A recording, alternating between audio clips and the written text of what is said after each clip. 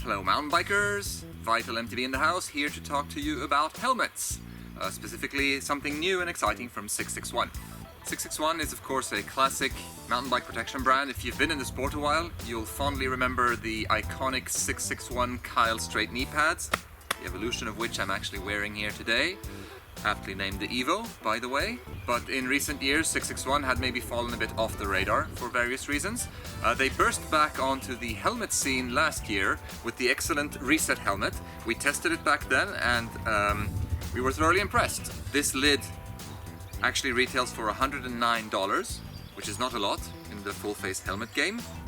And it offers some pretty exciting features at that price point. A lightweight ABS shell, several different sizes to make sure it can really fit any head, decent ventilation, and a look that blends both sides of 661's identity, the motocross and the mountain bike side. So why are we here today?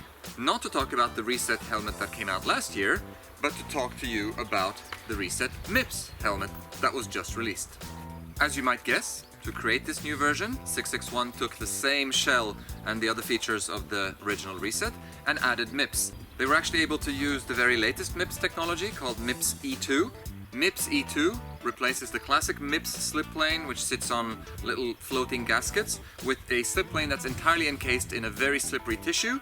It sits between the comfort liner and the hard EPS shell, and it basically allows your helmet to rotate around your skull, thus avoid transmitting rotational forces to your brain in case you take an off-axis impact to your head.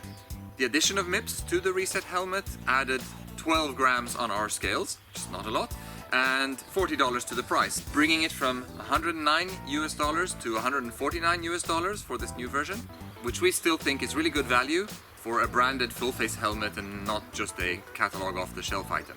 Digging a little deeper into the features, we've got a classic double D-ring closure.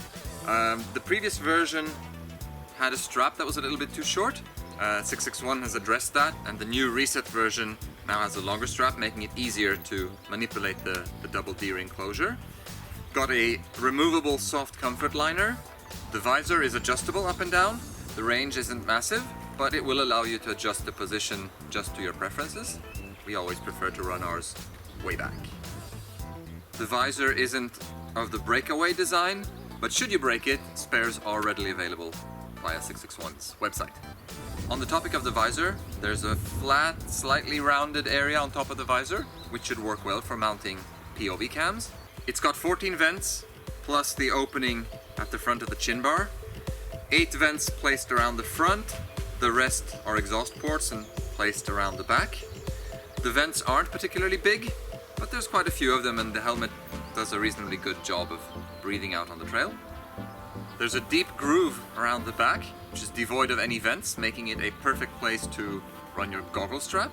Additionally, the goggle port is nice and wide and should fit most modern mountain bike goggles easily. There's a soft foam insert around the chin bar in front of your mouth, which should make it a little bit more comfortable to crash on should you decide to take a dirt nap. A few quick words on safety and standards.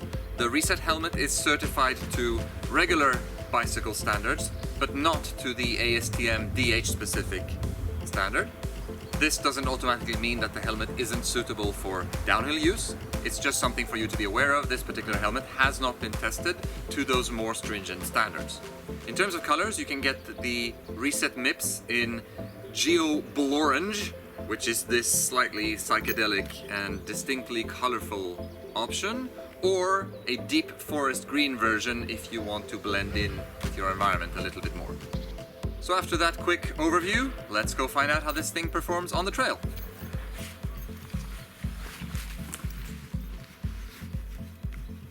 The Reset MIPS is every bit as comfortable as the original Reset was. As we previously mentioned, the chin strap has been made a bit longer, so it's a little bit easier to manipulate the D-ring closure here. There are a couple of soft tabs that are meant to sit between you and the chin strap. They're not secured to the straps themselves, so they do end up flapping around a little bit. If you take care, you can position them under the strap, but that's a minor inconvenience. There's a little clip here to secure that extra strap, which is good. As for the fit, the Reset runs very true to size. I'm typically always a size large in most helmets. My head measures 59 centimeters. This is a good fit for the size large Reset MIPS. There's no real difference in sizing between the previous version, the classic Reset, and the Reset MIPS. The chin bar sits pretty close to your mouth. It's not exceptionally well ventilated either, so you do end up feeling a little bit of your hot air on your face. This isn't the type of helmet we'd recommend for enduro rides where you want to keep a full face on during the climb. But as soon as you get moving, there's enough vents and enough airflow to not make it a problem. We also previously mentioned the goggle opening, which is nice and wide. Let's demonstrate with a couple of goggles and then go hit the trails.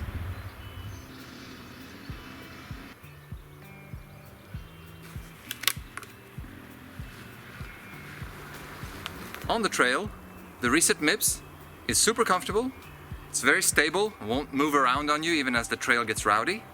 It's a comfortable fit with your goggles, and the helmet is relatively breathable, at least when you're moving.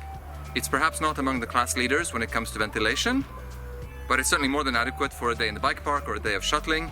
We wouldn't recommend it for pure enduro use where you may have to actually keep your helmet on for the climbs, but for anything other than that, it does a fine job.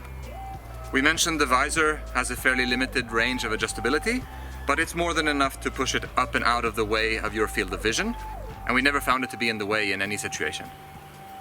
The graphics of the helmet are very well executed, and the finish seems to hold up reasonably well to abuse.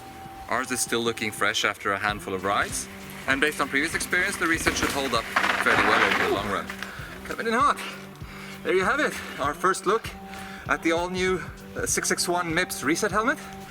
661 took what was already an excellent budget helmet and added in MIPS for that extra measure of protection, while retaining the great comfort and the spicy looks that we think help set this helmet apart from others in this price category. So if you've got $150 to spend and you're looking for a little extra protection for those shuttle days, look no further. We definitely think you should put the 661 Reset MIPS on your shortlist. As for us, we're gonna go bang out another lap. See you on the trails.